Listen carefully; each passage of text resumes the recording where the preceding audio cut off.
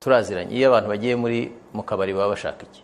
Ni ubusabane, ni ukunywa agatama, ni ubusabane y'ibirahure bibiri cyangwa bitatu, niyo mwatangira mwashyizemo akanya kagenda kavaho.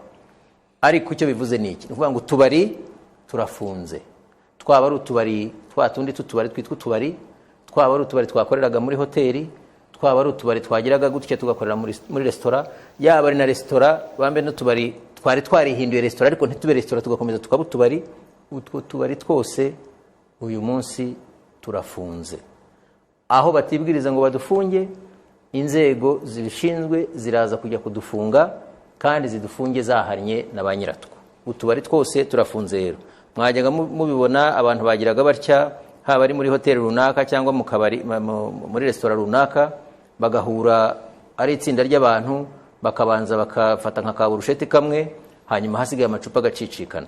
Icyari restaurant kigahinduka mu by'ukuri akabari. Nagira ngo rwose nsabe abacuruzi bose badukundire badufashe tubyumve kimwe kandi banamenye ko aho biza kugenda gutyo tugasanga bimeze gutyo turahafunga nta yindi nteguza.